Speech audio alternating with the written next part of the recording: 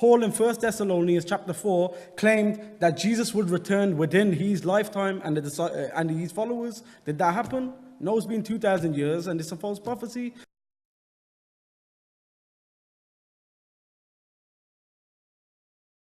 You know, how is Jesus going to return? Is he going to return? Yes, I believe Jesus said he's going to return. How is he going to return? I don't know. Or what I mean, you know, what's it going to look like? When's it going to be? I have no idea. If Jesus didn't know the day or hour, I'm certainly not going to know it. And the earliest Christians, including Paul, at least for a while with Paul, before writing 2 Corinthians, by the time you get to the mid-50s, it appeared that these earliest Christians believed that Jesus was coming back in their lifetime. And by the time you got to the mid-50s, Paul was seeming to come to the realization it was probably not going to be within their lifetimes. But there they were, the words of Jesus still echoing in the air at that point. The people who had actually heard him, most of them still alive. And the way they interpreted Jesus was that he was going to come back within their lifetime. It was that clear to them, and then they changed their minds on it. So if they were confused and they were that close, I just don't know that I'm going to be able to know that kind of stuff. Regarding Jesus speaking about false prophets to come after him who will deceive people, it's actually interesting that passage applies to Paul more than anybody else.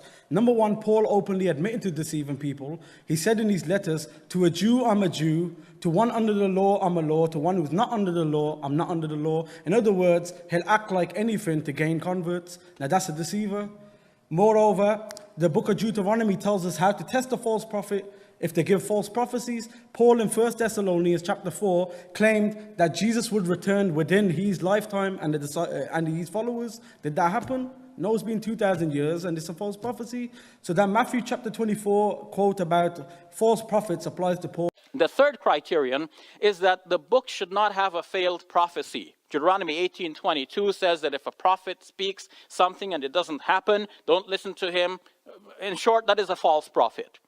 Now, it turns out that there are passages in both the Old Testament and the New that predict something and then it doesn't happen.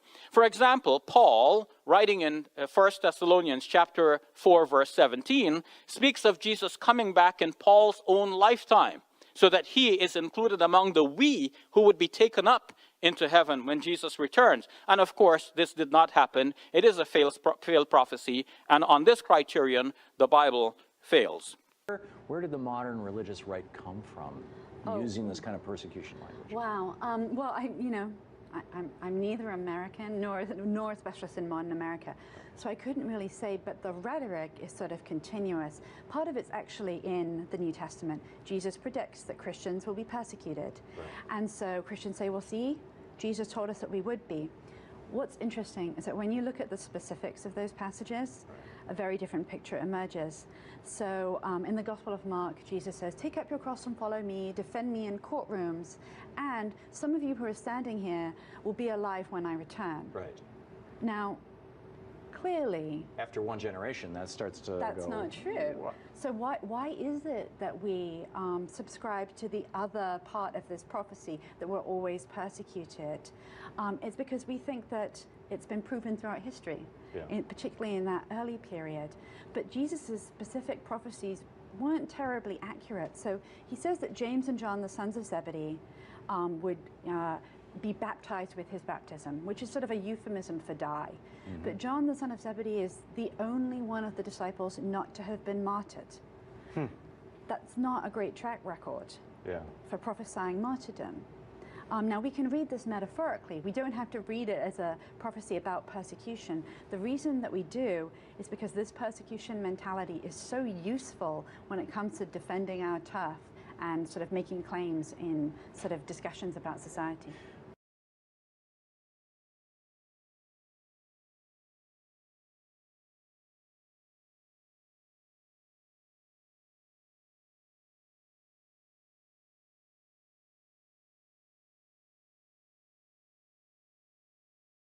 We know that the doctrine of the Trinity took a couple of hundred years to develop.